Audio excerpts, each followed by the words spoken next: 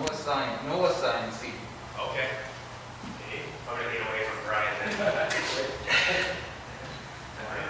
How you doing? Good.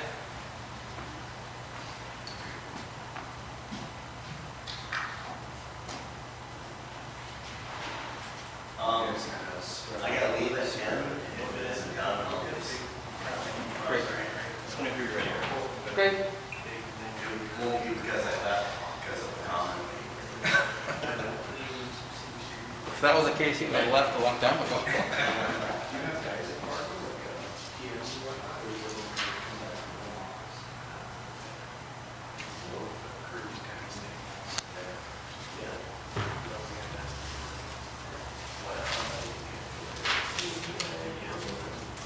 We do expect a couple more people in person from the ad hoc group, so we'll wait just a minute or two, and then plus one is supposed to join virtual as well.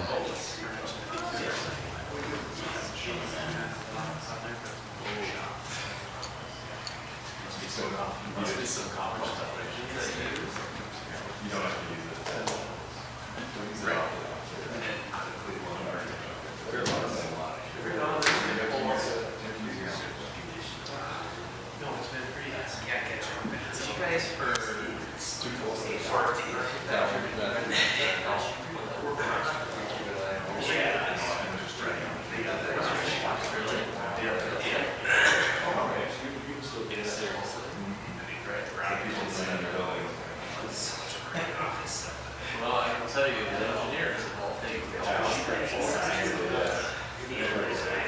yeah. Start taking over. Actually, this morning,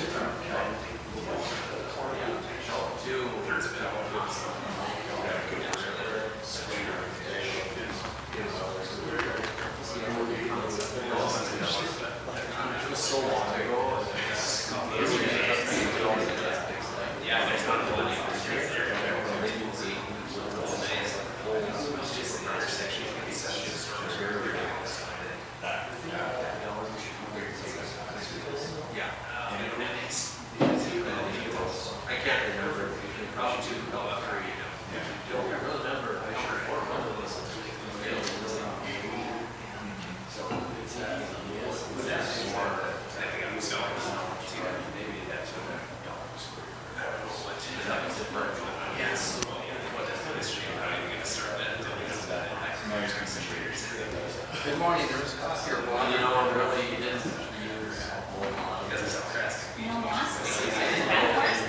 Preference after last night's preference.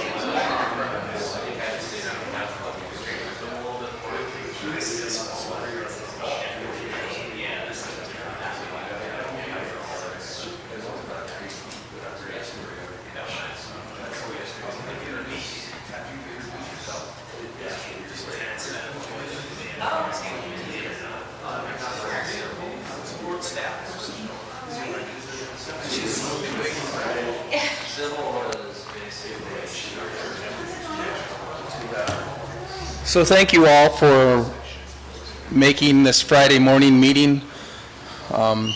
It is a bit past 8:30, our starting time. We do have a quorum of the group. However, I was anticipating a full membership being here this morning based on doodle poll and other information we received. There still might be a few people that come in late, but we'll get started anyway since your time is valuable. I'm Earl Haugen, Executive Director of the East Grand Forks Metropolitan Planning Organization. And last time, Alliant Engineering, Tim Burkhart, spent majority of the meeting presenting and informing you. Today you get me because we're going over a lot of more local, older information just to bring you a little bit up to speed and building a better foundation for what we're trying to accomplish today.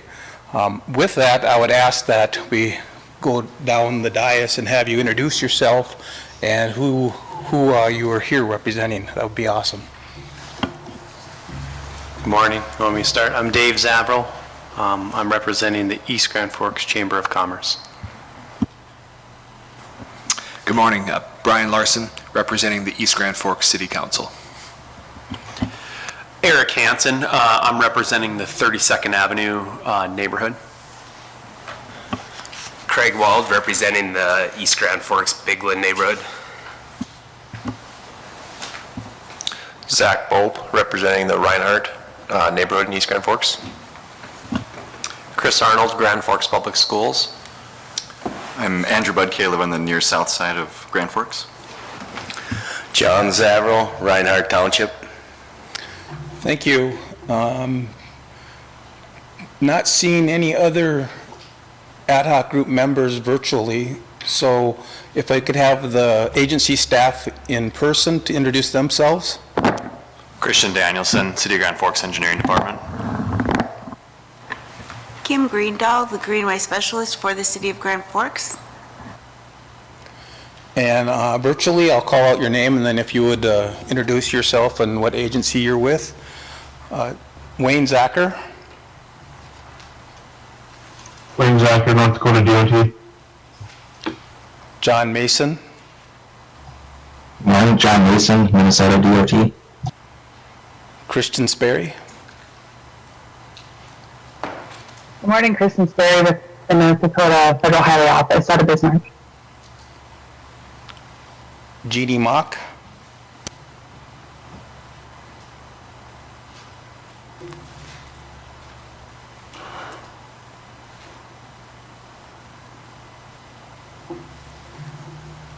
And Tim Burkhart.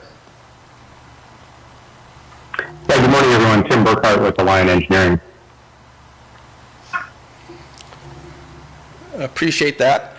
We'll jump into the presentation. This was provided to you before the meeting. There have been some changes that have occurred since it's happened, so what's going to be presented to you is slightly different, but not significantly. So hopefully you don't get too lost in it, and if you do, just raise your hand and ask questions as we go along.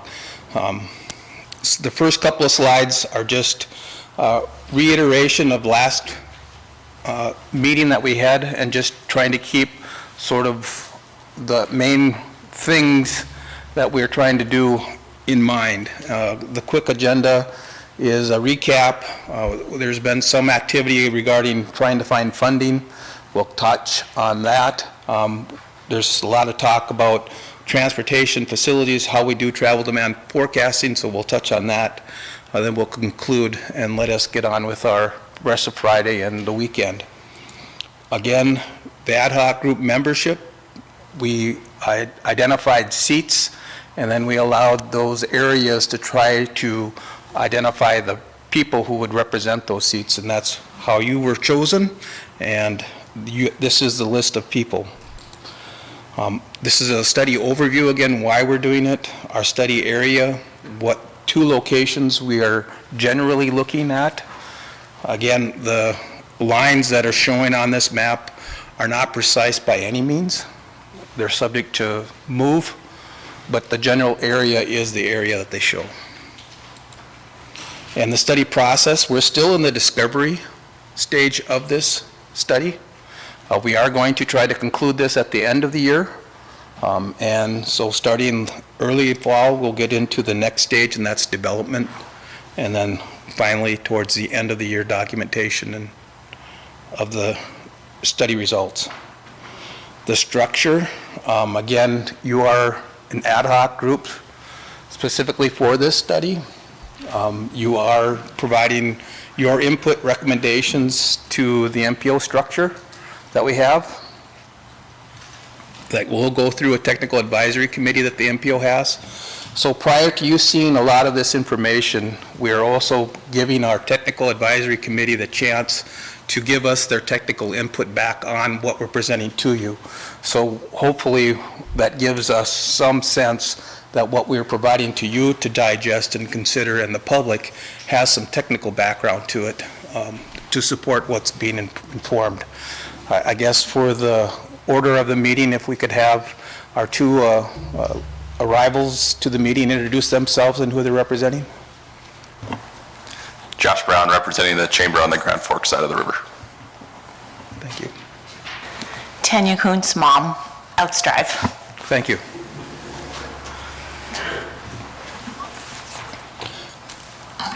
So here we're getting into the actual agenda. Again, thank you for being on the committee. We introduced the study last time. We asked kind of 4 questions.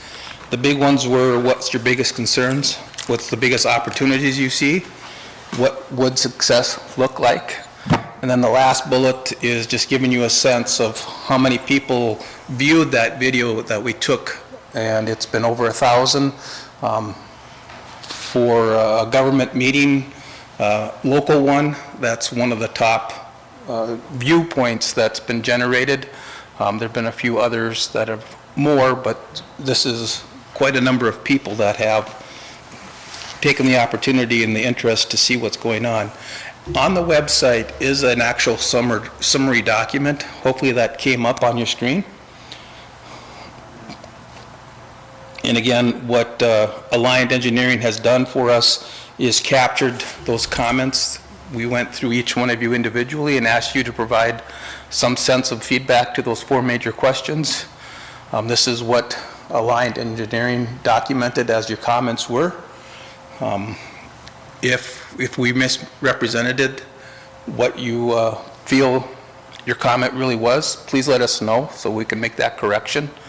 I guess at this time, I would invite anyone on the ad hoc group to provide any further feedback of their impression of that first meeting if they wish, or if they've heard any feedback since that first meeting of how the study is progressing.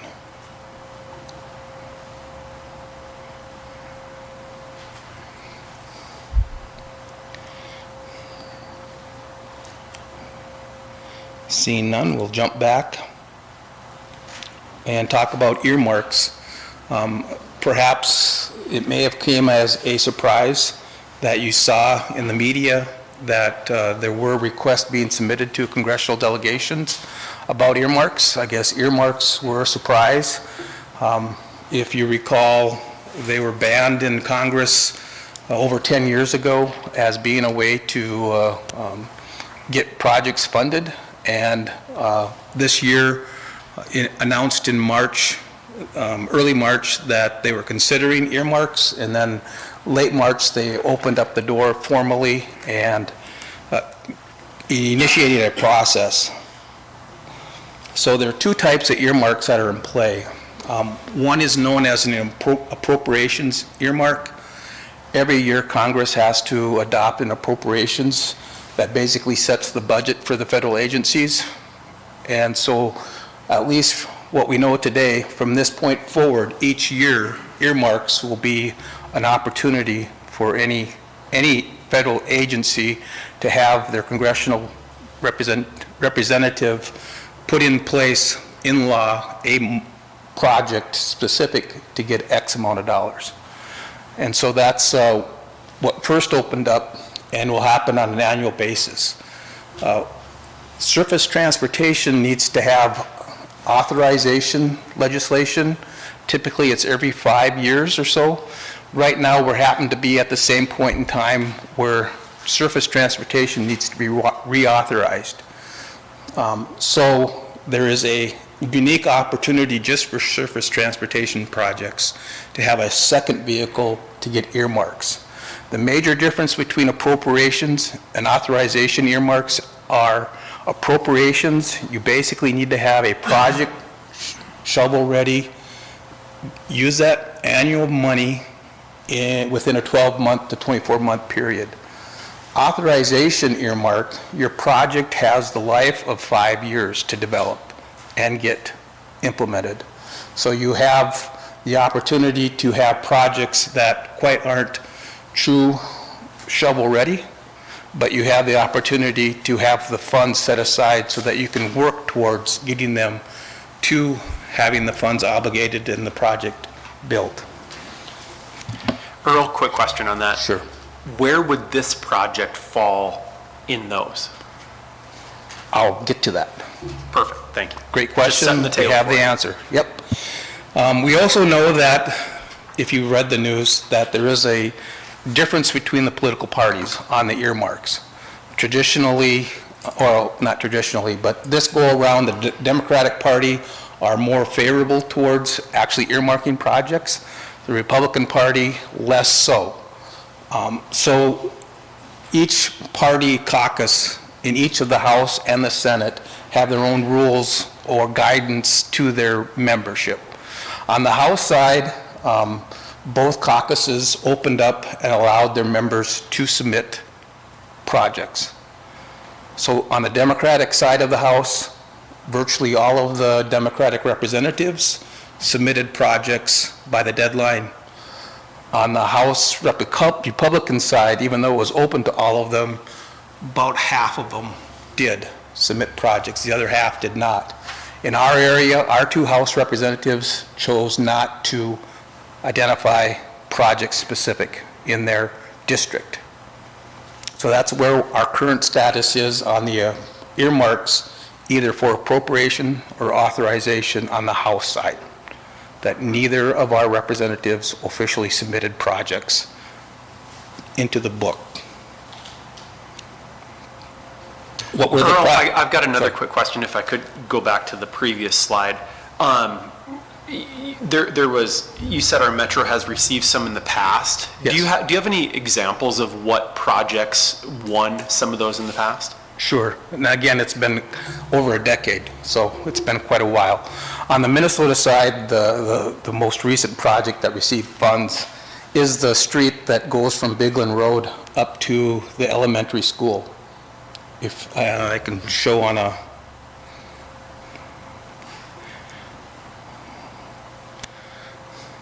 there's got to be a map here. Here is the South Point Elementary School. So what's known as 13th was constructed by an earmark. On the Grand Forks side, the most recent one was the construction of the multi-use trail on the South End Greenway, or South End drainage ditch. So those will be the most recent ones that have been project specific. Go ahead. I just have a quick question regarding the 5 years that you referred to. Is that for the project to actually be breaking ground, or is that just for a contract to be in place, or what stage does the project have to be at that 5-year timeline? Well, technically, the project is in perpetuity until either Congress says it's no longer a project by law or it gets done. And ultimately what happens is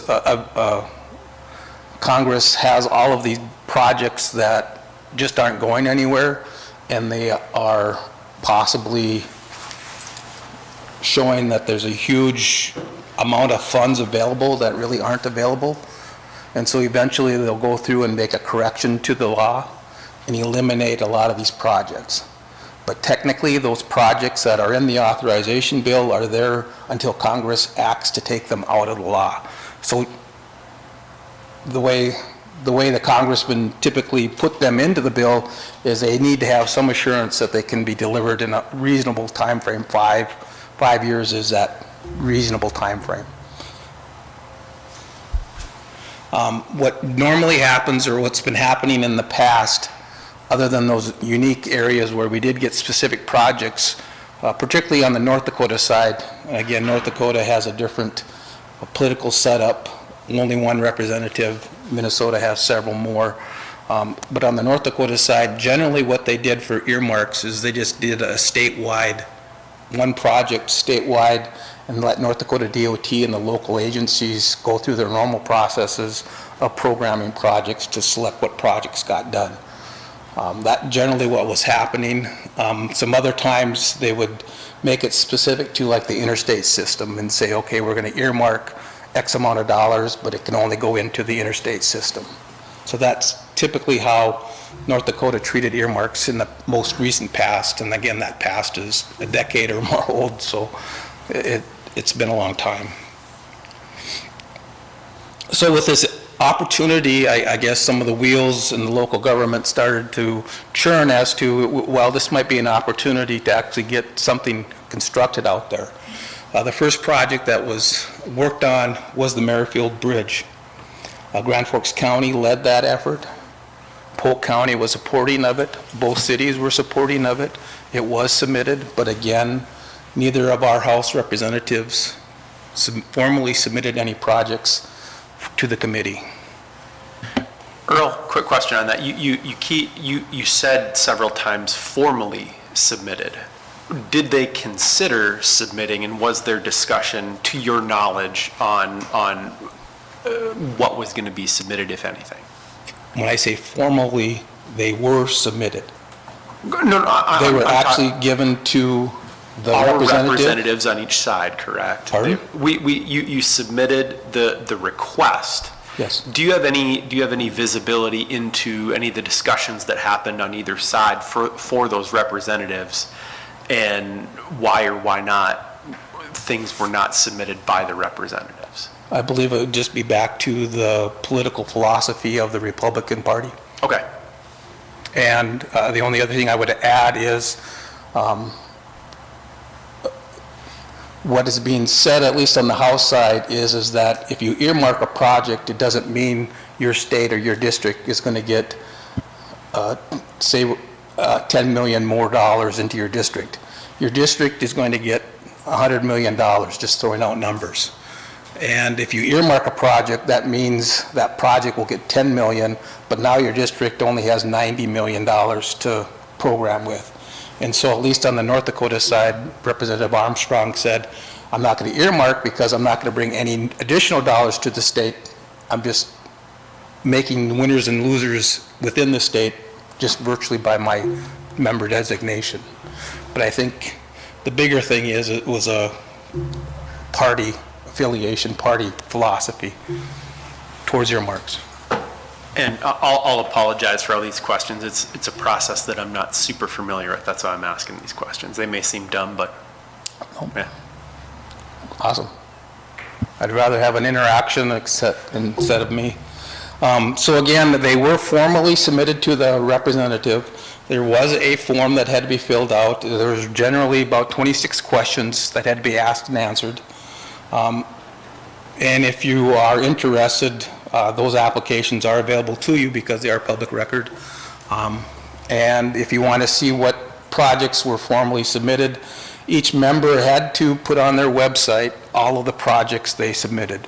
And so there is a link. I could provide it to you if you request it, and you can go through all 300 and some members and find out what projects were submitted and what type of projects were submitted. I have that for the surface transportation. I wouldn't have that for housing or agriculture or some of the other departments. So the first one was the Merrifield.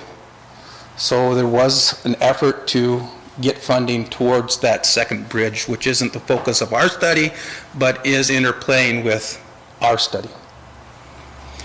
The second one, East Grand Forks submitted for what's termed the Neighborhood City-to-City Project Bridge. They were, again, under the reauthorization. They were working under that 5-year to flesh out this more and have an opportunity to have funds set aside to really spark and spur us to start to work towards something. The cost was, as you see here, a range. And it's a range because we're still kind of in that early process of identifying. And it came from the hydraulic study, which is on the website, a link to for you to look at. Grand Forks did also submit that, but it was its third priority. Grand Forks had more than one project that they submitted for consideration. The other two projects are what are on the next slide. Their first priority was a grade separation on 42nd Street over by Ray Richards Golf Course, Demers. The second one was an interchange, likely at 47th Avenue.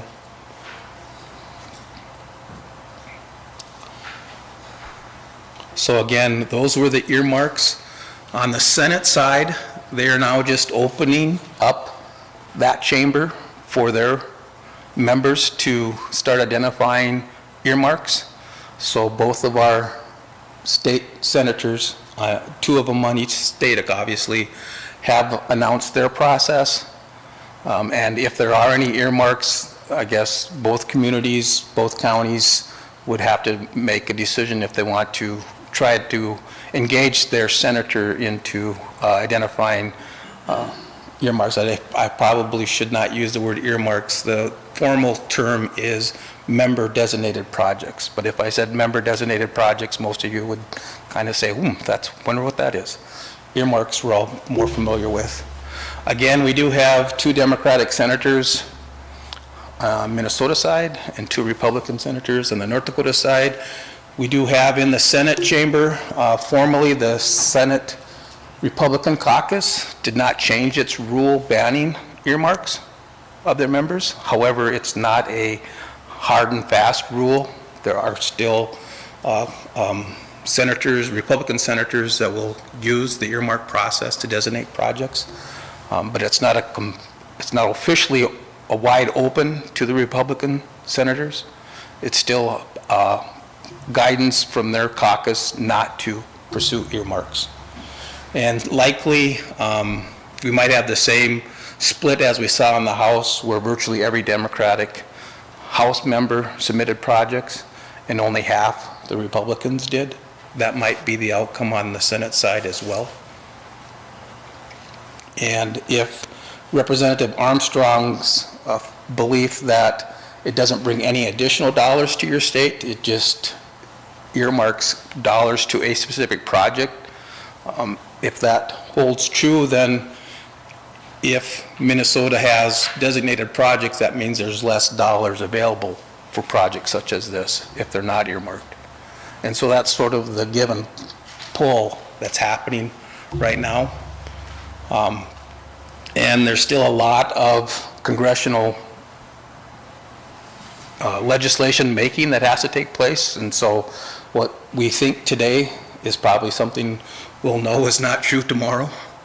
Just as we thought yesterday at this time, masks would be something that we would all be still having to worry, and this morning it's different. So the legislative sausage making, if you will, could change dramatically. We also know that Congress has not been meeting its deadlines on either appropriation bills. Continuing resolutions we've heard about that are short in duration until finally maybe sometime 6 months in or whatever, they finally do an ominous bill, and who knows what happens. Reauthorization was actually due a year ago. Last several reauthorizations, they've missed their deadline several times, several years. So we really don't know if at the end of this congressional session that they'll actually have things in place. That would normally be the end of September. So before we move away from earmarks, are there any other questions or comments on them? Is there anyone virtually that has any input on the earmarks?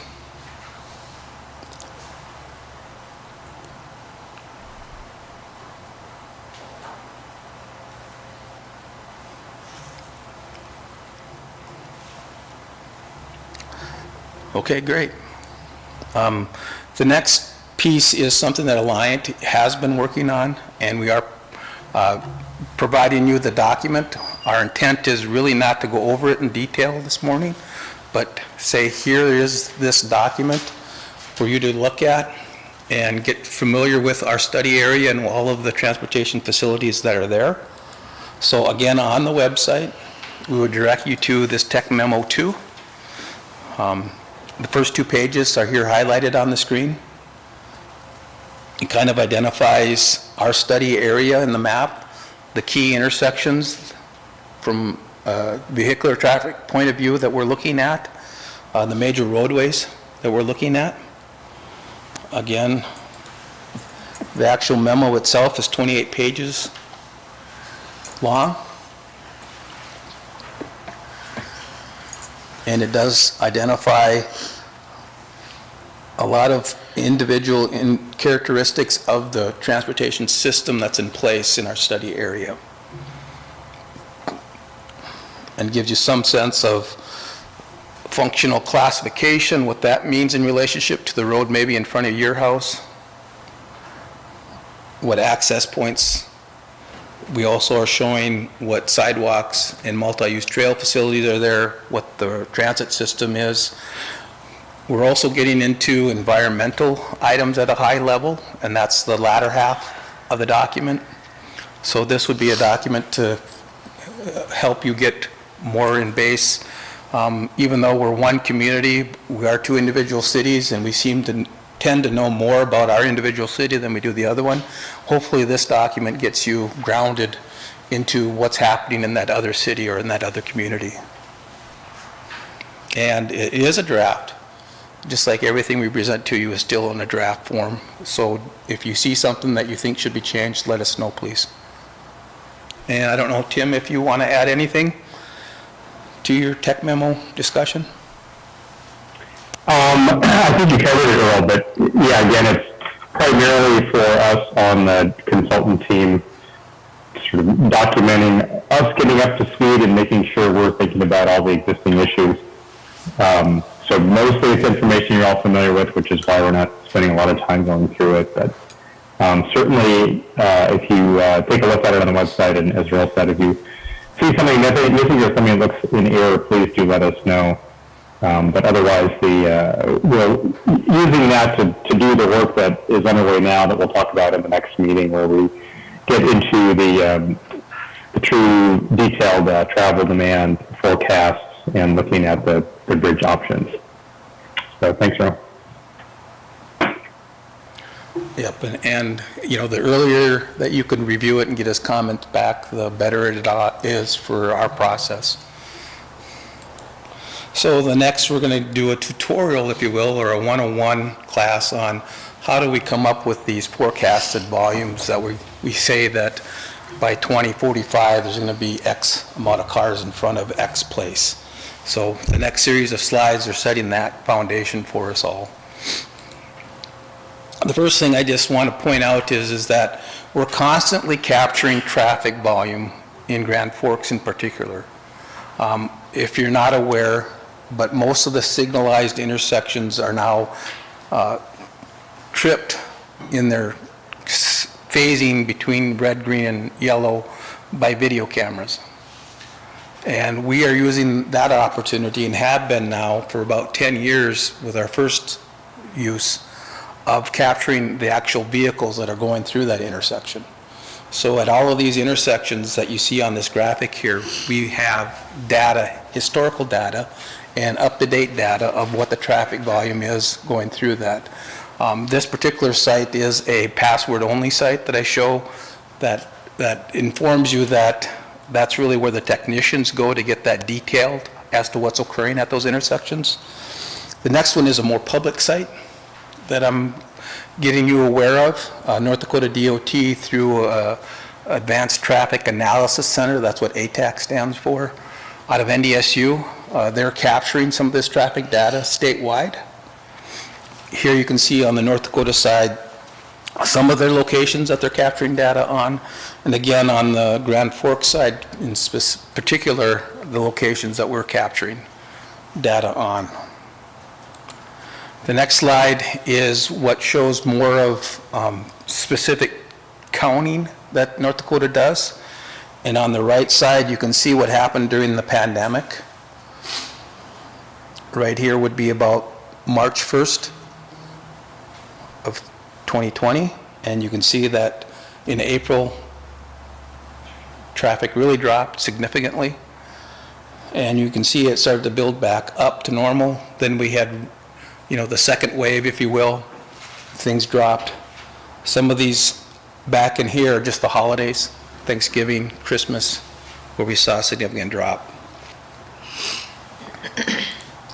In Grand Forks, this would be our graphic, and I'm not showing that same drop in traffic a year ago. I focused on more of the most recent month and a half on the far right, and you can see that our community sort of has this heartbeat of the traffic volume that comes through.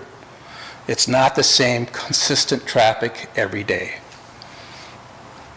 And obviously, on the weekends, it's less. About midweek, whether it's Thursday, Friday, Wednesday, those are usually the highest times that we have traffic. But you can see here that we certainly have a pattern to our traffic that's taking place. And this happens to show all of Grand Forks. We can zoom in this, you can zoom in this screen to just show the area right in front of your particular interest and these corridors that we are capturing data on. And so we have been doing this for a while. We have a good sense of the traffic pattern that's going on in our community. We were able to use this data when the pandemic was going to adjust the signal timing plans, coordination plans on the corridors in Grand Forks, so that you weren't stuck at March 2020 regular traffic pattern, light phasing. You were in April being adjusted to pandemic traffic patterns, and so that hopefully you experience less delay, and we were trying to keep up with the actual traffic patterns that are out there. So I'm just trying to give you a sense that we are capturing a lot of data continuously. We're able to access not just today's traffic, but we have the historical data to compare it against for previous time. And so not only do we do just go out to an intersection and count for a day or two and say that's fine, or as you saw just now, the tube count, the tubes that have been spread around both communities counting traffic, those happen about every 3 years, and those are just at certain spots.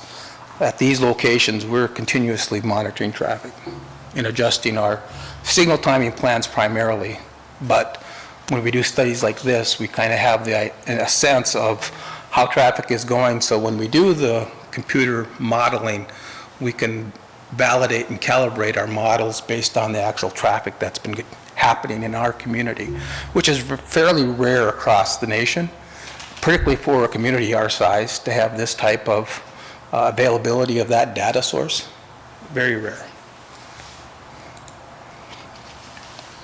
So I'm going to transition to some other information, but first, before I do that, just any questions about that traffic counts and how we use them? Earl, Dave here. Are you going to be sending out those links for us to dive deeper into that information? Sure.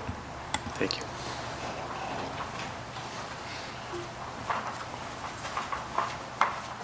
The next thing I'm just going to talk about is the uniqueness of our communities. And while I'm focusing on information or data from East Grand Forks, I'll verbally share some unique things about Grand Forks data.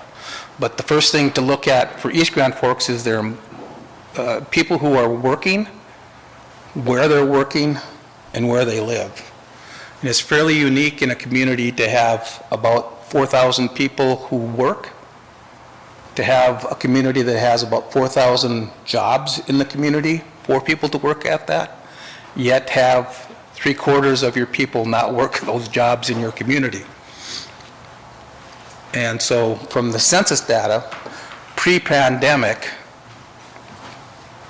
for East Grand Forks, they had about 3/4 of their working residents commute over to Grand Forks to work. Yet there are still those 3,000 jobs in East Grand Forks that needed to be filled. So there were 3,000 people commuting into East Grand Forks to fill those jobs. Virtually almost all of them were Grand Forks residents according to the census. And so what we're trying to get a sense of is, particularly on the Point Bridge, which is a lot of that local traffic, not much regional traffic that the Kennedy and the Sorley Bridge provide, that when we talk about traffic volumes and being a balance, this is one of the reasons why. On the Grand Forks side, there are 35,000 jobs. Half of those jobs in Grand Forks are not filled by residents of Grand Forks.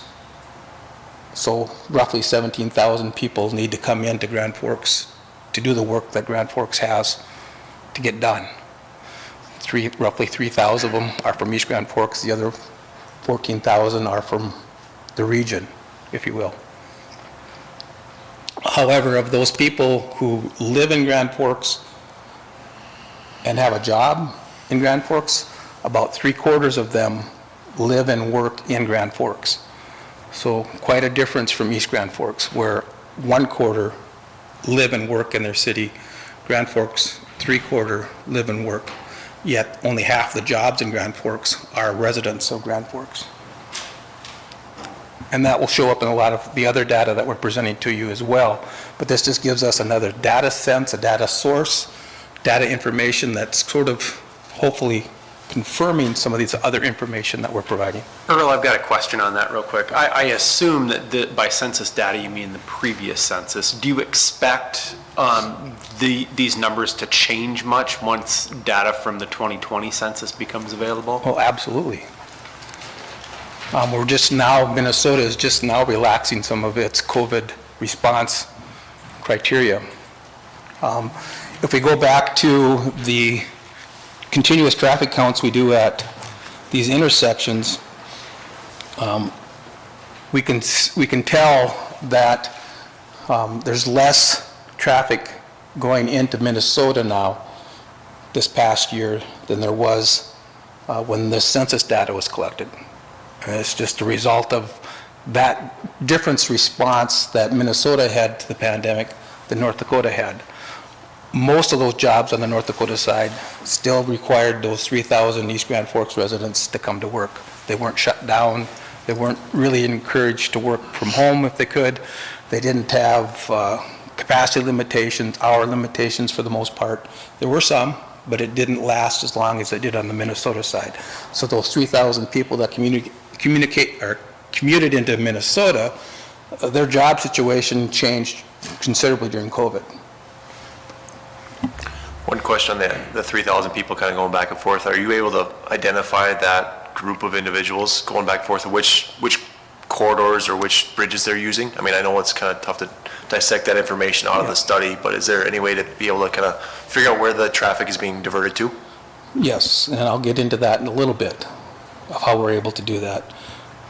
Earl, I got one as well. Those 14,000 jobs you talked about that aren't from East Grand Forks, do we know if any of them are coming from the Minnesota side in the region and using those bridges to cross into Grand Forks? Yes, we do. We have a sense of where they're coming from. We don't have obviously a specific address, but we have a sense. And that's what the next set of slides will inform you of, how we get that. It's a company or a software package called Streetlight. And even though the name Streetlight, and we're talking transportation, our first thought is those light poles that are out there. Streetlight is not that. Streetlight is a data guru company that are collecting the data that's coming from your cell phones, from your vehicle GPS, etc. Huge data. And then you are able to access that data and get the characteristics of that data. And it's a national firm, and so it has data across the nation. And we have access to that data and have been using it to help us in our travel demand forecasting, answering those questions of where people are coming from, where they're going to. Origin, destinations are the terms that we use. So that's what these next two graphics are trying to inform us. This first one, and we do have the data for all three river crossings. We're only displaying the stuff pertinent to the Point Bridge because that's where most of the traffic that this new river crossing would be attracting or taking traffic from. So again, the darker colors that you have here are, and you can see that we have it segregated west to east, east to west. So the darker colors are where the predominant number of cars or origins are starting from and where they're destined to in both communities. And we tried to limit it just to our metropolitan area, but we do know that these colors and this color in particular, that really would be US 2 traffic heading further east, Crookston, Fisher, etc., and coming in from there. It's not that we have a lot of people or a lot of residences in this area. It's just the constraint of our geography. We had to show it this way. Similarly, the lighter colors, again, there's a lot of regional things coming in and then coming from Grand Forks going out. And so this is a day-to-day origin destination, showing just the daily trips taking in. But this is an accumulation of traffic for several months. Again, it's not just one day, it's not just 1 month. I believe it's from May to October 2019, and then assembled and shown in this way to reflect kind of that typical average day. Again, we saw the lifeblood of our traffic changes. This graph would change if we showed today versus yesterday versus tomorrow. So this is trying to assemble a larger sample and showing it as one. Again, this would be the other flip side to that. Origins from a different direction, destinations from a different direction. And to me, we can see the employment centers a bit on the North Dakota side of why and where people are going to from the Minnesota side. And obviously, we have some employment centers on the Minnesota side. Before I move on, just so we have kind of the census data that's informing us. We do have the video capture of traffic informing us. We have this national resource that we're mining their data to inform us of what our traffic is in Grand Forks, East Grand Forks. So it's layered upon layered upon layer. It's not just one piece of information that we're building from. And we do know that, and I guess I'll get into the next slide, talking specifically, we did a near Southside neighborhood traffic study a couple years ago. And I guess one of the things that I've heard somebody quote me on is that we were saying that there's more North Dakota traffic going over the Point Bridge into Minnesota than the reverse. And that's not the accurate quote, so I wanted to correct that and also kind of talk a little bit about the pandemic and what we've witnessed, and getting back to that question. During the pandemic, obviously, we didn't see the same amount of jobs, work opportunities, the same restrictions on the North Dakota side that we saw on the Minnesota side. But we still had a lot of Minnesotans coming into North Dakota to take the opportunities that were still available to North Dakota. So on a normal day, our traffic across all three bridges are closer to 60% east to west, 40% west to east. And then that gets a little 65, 35 on the Point Bridge in the morning. And then it gets closer to 55, 45 on the Point Bridge in the evening. So by time of day or peak hour, it also changes. But during normal, so we can put quotations around normal, it is 60-40 generally. During the pandemic, and what most of us probably have our most recent experience of, is that it was way heavier east to west in the morning peak and the reverse in the evening, and our traffic cameras capture that. And so for the last 12 months, we probably have had a bit of a skewed perception, and maybe with this study coming on board, you may have spent consciously or subconsciously a little more attention to that traffic pattern. But again, it was skewed just because of the differences in the pandemic response between both states. Even though we're one community, they were starkly different, and it reflected in our traffic patterns. What was open, what was available to go to work, where we were encouraged to stay home, etc. But on Reeves Drive in particular, the traffic that is heading into Minnesota in the morning is actually more from North Dakota to Minnesota, on Reeves Drive in particular. And in the evening, it's the reverse. So that neighborhood, or that street that's roughly about a half mile in length with a little curve in it, or switchback, for that particular roadway, which is impacted quite a bit by the Point Bridge traffic, it is, our study showed, and it still shows, most of the traffic was coming from North Dakota heading into Minnesota in the morning, and the reverse in the evening. So just to correct that information for you. And Reeves Drive is capturing, I forget the magnitude now, I wish I would have remembered this better, somewhere 3 to 5 times more traffic than you would expect a normal Reeves Drive to have, given it's just a residential street, local access to houses.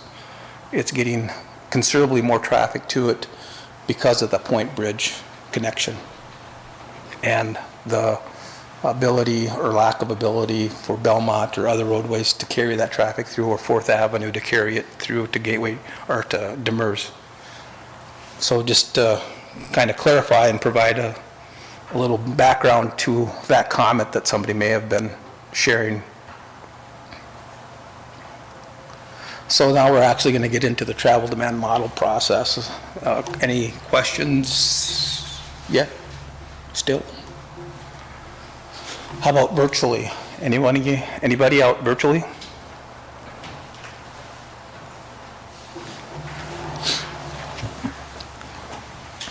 Earl, I got a question.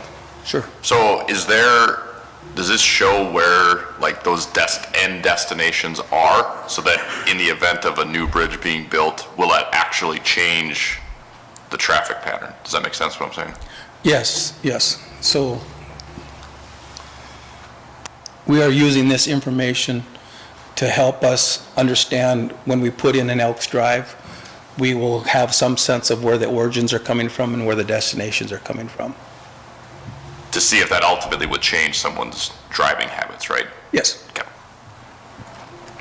Hey, Earl, and group, this is Tim. Yeah, that's one thing we should have some nice clear maps and tables on, which is showing in terms of the major roads, what happens with traffic with no bridge in the future, with 32nd Bridge and with Elks Drive. You know, will there be more traffic, same traffic, or less traffic? So that's coming up, and that'll be really helpful to understand these patterns. Thanks, Tim.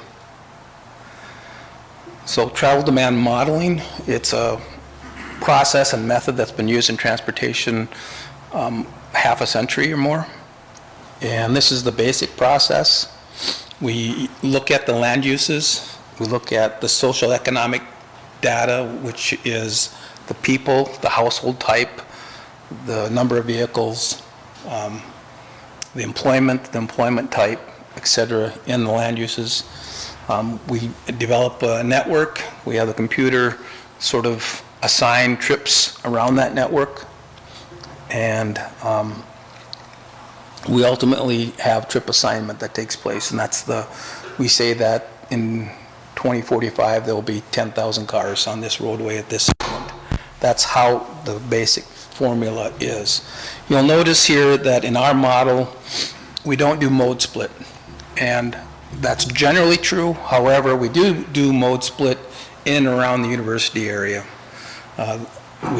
For the most part, East Grand Forks doesn't have a great split of mode.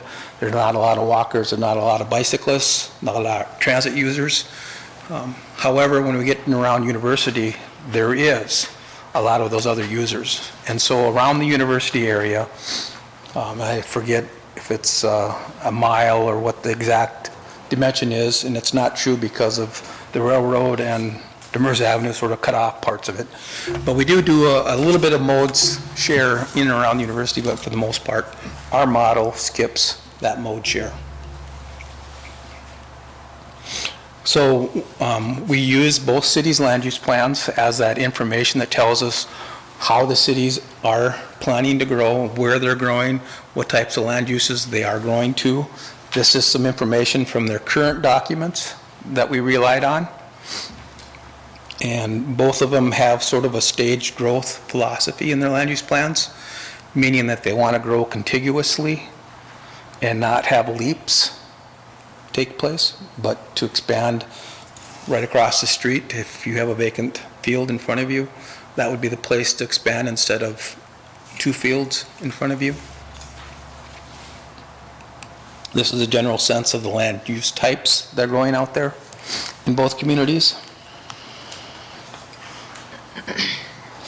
The one thing to note, and it's not displayed well on the Grand Forks side, but the flood protection system is basically here at Meyerfield.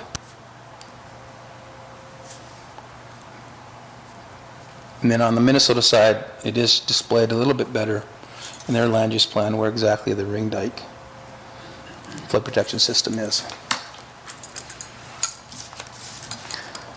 the important thing to know is that these are being updated right now. And these two websites are places where you should be engaged in. And East Grand Forks started their process earlier. They're a little ways ahead. Grand Forks is in the process of updating it. Last Tuesday night, we had a major workshop here, and hopefully you will visit these sites, share these sites, because again, a lot of what we're talking about is being generated by what these land use plans inform us. And so these are important documents to our transportation system. So become engaged in them. So when we talk about the model and we say forecast years out, our federal requirement is to maintain at least a 20-year horizon to our plan and forecast. And in reality, what that means is we go out 25 years. We have to update our plan every 5 years. So that means that by the time we get to that 5th year, we're still 20 years out, so that when we update it, we're still complying with the 20-year requirement. And we do sort of an interim check in that process. Right now, we're out to 2045, but we sort of say, okay, at 2030, what is our real issues that we're seeing generated by what we think will be growing to in 2030. So it kind of lets us know where those hot spots are that might crop up in the near term, so that we can maybe address those and program those and not just have one long range forecast, but give us some sense of what might be happening closer to our current time. And this map just shows where both communities have informed us where they expect housing to be added, and the density or the number of housing to be added to that area. So there's 2030, 2040, and you can see that a lot of it is that contiguous or that managed growth of Grand Forks, East Grand Forks. Employment are these two. So if you're wondering where Grand Forks, East Grand Forks expects to grow and what type of land uses, these maps give you that sense of information. And of course, as we add housing and as we add employment, we add people taking trips.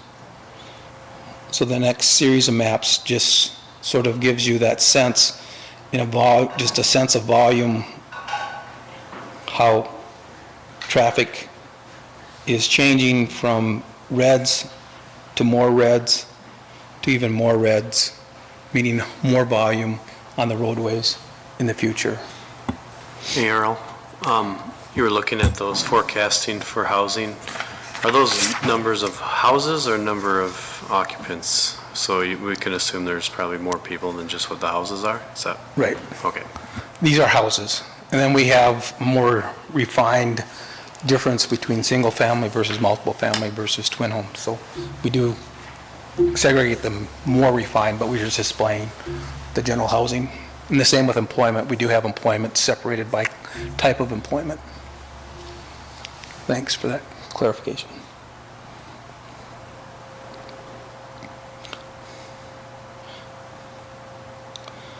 And so our current transportation plan identified that with the volumes that we have, Demers Avenue or the Sorley Bridge has some capacity problems. We just had a major reconstruction of Demers in Grand Forks.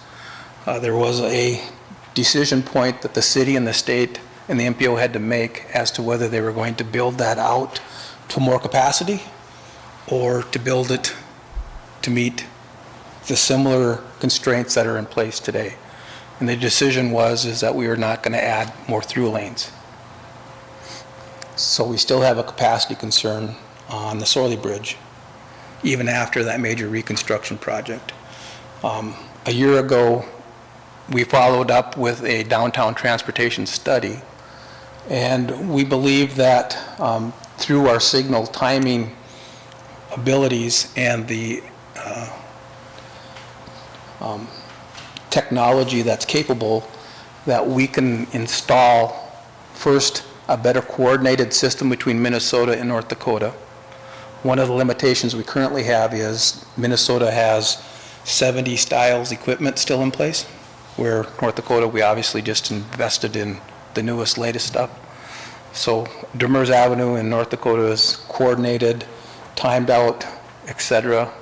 But once we get to Minnesota, we lose all of that. So this summer, you'll see in Minnesota, they're going to be bringing in some interim equipment so that their system signals on Demers can be coordinated with the Grand Forks signals. In 2024, the signals in East Grand Forks will be replaced. Sort of this interim time gives us an opportunity to see how well just coordination works. But what our downtown transportation study did recommend ultimately is a thing called adaptive traffic signal control. And the difference is, right now when we have our coordinated timing plans in any of our corridors in Grand Forks, there's roughly about 10 of them. And those are generic timing plans based on sort of the average traffic pattern, and there's 10 of them. Obviously, as we saw in that heartbeat, some days are different than other days. And that's what the adaptive traffic signal allows. It allows just on the moment changes to the timing plans based on the actual traffic that's flowing through. And why do we have 10 timing plans typically? Some of the corridors, it's because we have that much variety in our traffic patterns. Again, that heartbeat. Actually, downtown, we have probably over 20 because we also introduced the beet harvest season. The beet trucks have a different traffic pattern, different traffic flow, so then our timing plans have to be adjusted to those. And so ultimately, without the adaptive traffic signal control, we're just chasing probably an endless, unique set of timing plans. But with the technology, and it's fairly inexpensive, the biggest cost is going to be interconnecting them across the river with the fiber or something. But we know the Southerly Bridge had some issues, has issues. We've made a conscious decision on the North Dakota side not to add capacity. We're making a conscious decision to try to get Minnesota to upgrade their signal system so that it has a better coordination with the North Dakota system. We're going to have a couple-year experiment take place to see if it can be achieved. We also know that there's going to be major reconstruction still in downtown Grand Forks, North 3rd Street. So it'll be a couple years of trial and error, so that by 2024, when we actually do have the opportunity to get the Minnesota signals upgraded and up to date, we will be better informed as to what to do. So in 2015, only one of the river crossings was really showing that volume to capacity constraint. But by 2045, all three of them are showing that. And again, hence, that's one of the reasons why we're looking for another river crossing here for city-to-city traffic, and we're looking for traffic, or another bridge down at Merrifield for that agricultural movement or truck reliever route or bypass, whatever term you want to try to assign to it. But Merrifield is trying to solve a completely different traffic origin destination issue than Elks or 32nd is trying to solve. Yes? Just a question on the Southerly Bridge. I know you mentioned a lot of truck traffic in the fall, obviously with the Merrifield one. Is that part of the decision-making with the Merrifield Bridge proposed for the agricultural in the fall? Would that relieve some of that pressure on the Southerly Bridge as well? So that was part of the decision-making as well, why you didn't expand the through lanes? Yes. Again, our transportation plan is trying to add bridges, not add capacity at existing bridges. And that's been our plan for, unfortunately, decades. Could you explain, please, the level of service, right? How that's arrived at? I seem to have the impression that it's calculated like at a certain hour of the day, like or it's graded on like the peak time. Maybe that's incorrect though. So maybe please dispel that. Well, there is different ways of doing level of service. The one that we're showing here is on a volume to capacity.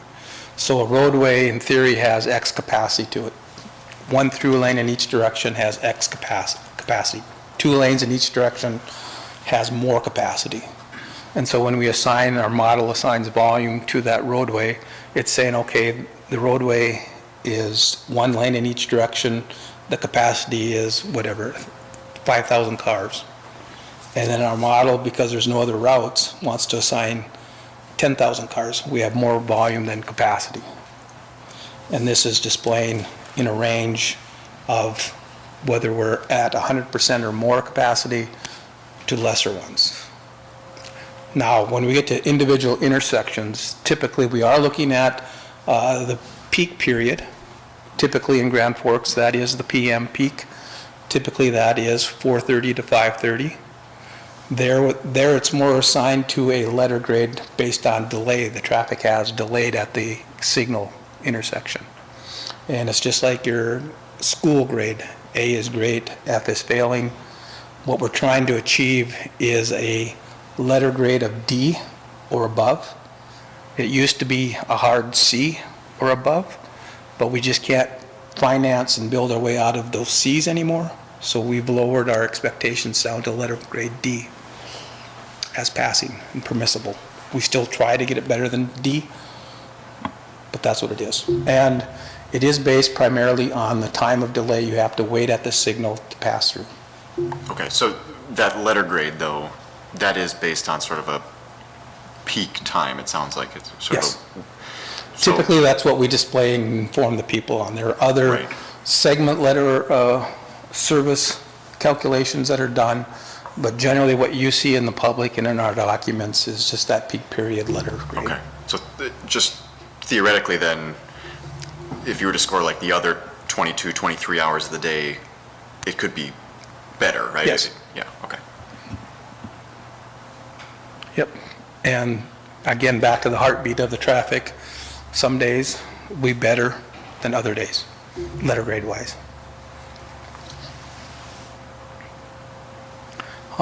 So this just gives you a sense out of our current transportation plan, what our analysis was as to what happens if we don't build another bridge, what type of letter grade key intersections we'll receive. And we see we have several of them that aren't going to pass mustard. And the reason why we do a transportation plan is to identify where we have these issues and try to resolve those issues so we don't have traffic problems. This maybe was addressed earlier, but you guys are going to be coming out with level of service designations with added bridge options as well Yes. for us to see? Yep. Okay. This is just, again, building that background foundation, trying to get you up to a similar level across the ad hoc group, and then hopefully the audience and the rest of the community up to a level of more information. These volumes that you see and these letter grades are going to be based on current traffic counts. These were based on previous traffic counts. So these might change from what you see the next time we meet. And if you want, on the website for this study, you can access the information where this is pulled from, and you can see on there those with this bridge option or with this bridge option, what that result was. But we didn't want to confuse you as to saying those are the results. We're going to do updated information analysis for this study to be more current. So I understand that's available to us then, so I can look into that, but with the bridge options, these proposed controls, I'd assume most of those change. Yes. Okay. Yep. One comment here on this, the 4th Avenue and Belmont Road is currently an all-way stop, and it says the proposed control to mitigate the level of service could be a traffic signal, but I believe that there was a traffic signal there until about 5 years ago, roughly speaking. And when, at least when I've asked, this is by no means the survey, but people like that change. I'm sure it does impact the level of service, but it also is slowed traffic, right? Which at a school intersection is a good thing, Yes. even if there is a trade-off. So just wanted to point that out. Yep. There was a traffic signal there. It got damaged. Replacement parts weren't available. Decision was to remove it. Ultimately, four-way stop does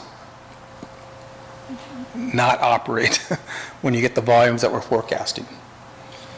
And maybe 20 years ago, automatically, traffic signal was the thing that would be put in place.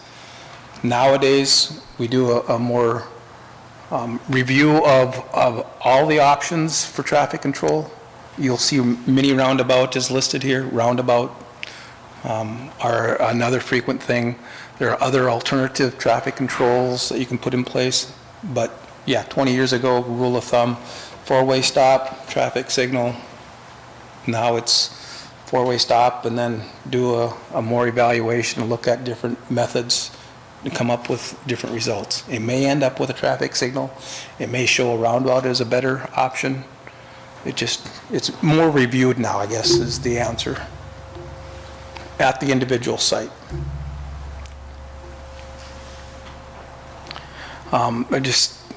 That's traffic demand forecasting 101.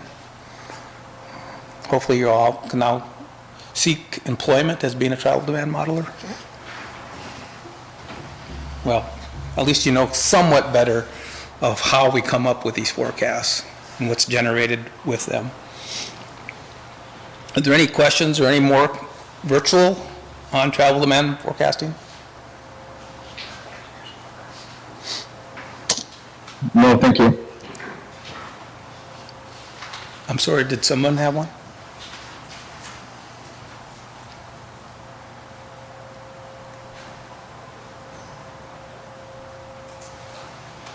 None, okay. The last final piece is one of the things that we're spending a lot of time on and trying to emphasize the importance of is if we don't do a river crossing or if we do an additional river crossing, there'll be impact to schools. So we're trying to gather information on what's currently happening at our schools and then also what might happen if we put more traffic in front of them.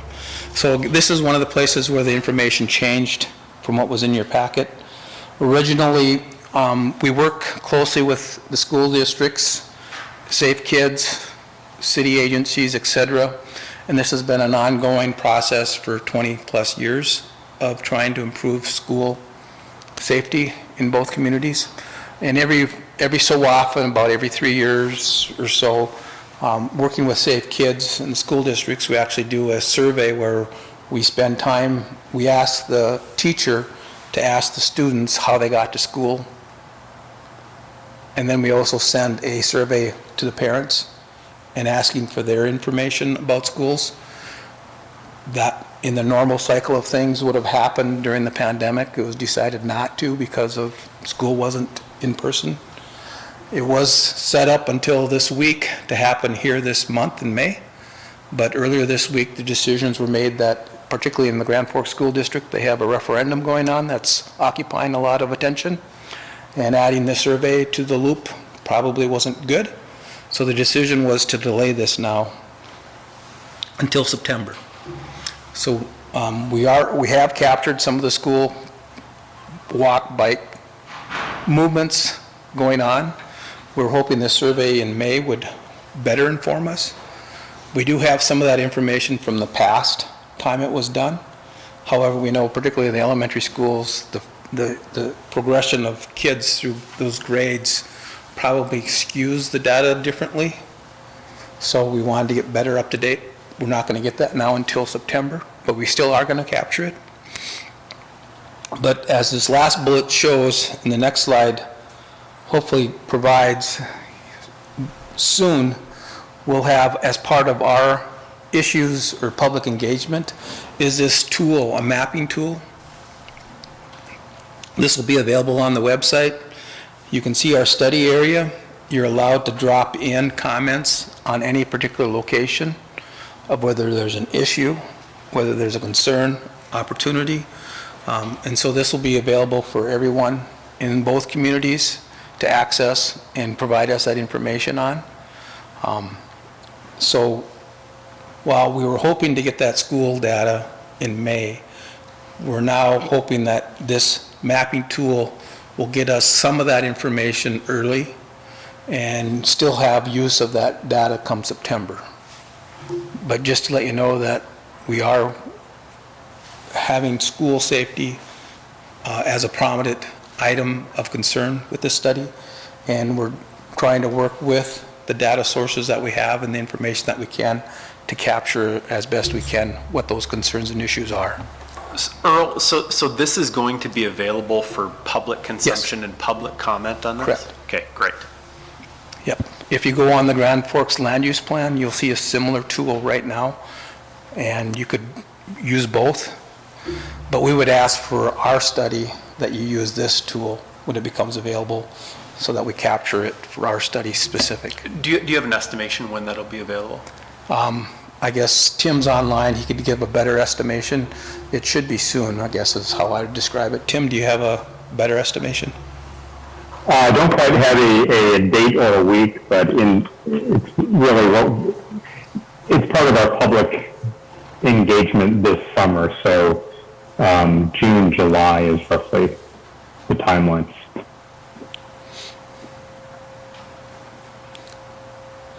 And that leads to really what the schedule is from here. And as Tim just mentioned, June, July, we're looking for one of our open houses.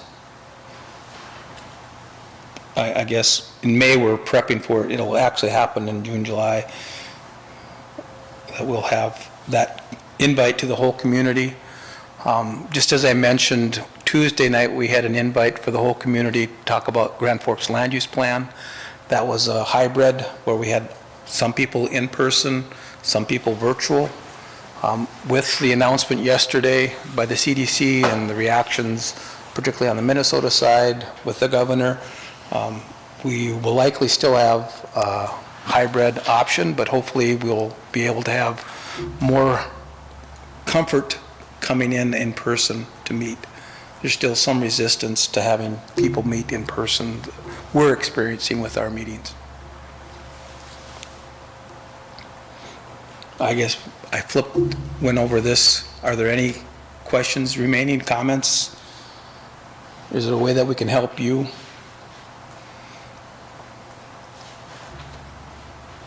Knowing we're still fairly early in the discovery stage. How about online? Any virtual comments?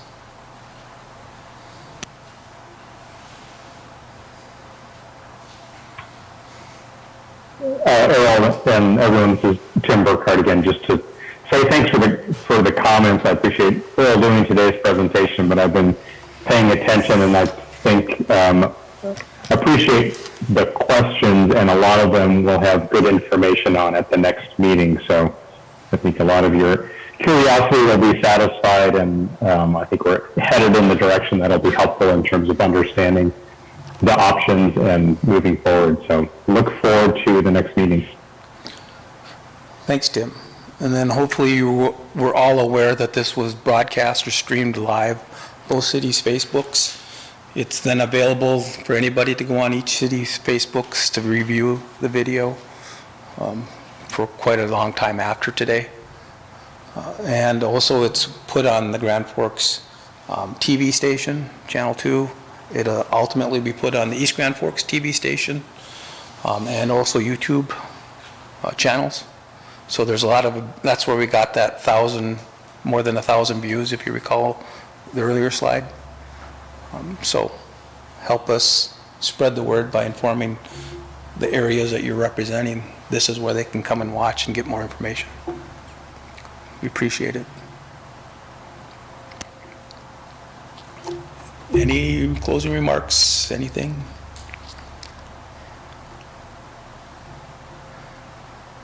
If not, we really thank you. Hope you have a great weekend. Enjoy the warmth we might be having. No more masks, perhaps. Still be cautious. And again, thanks.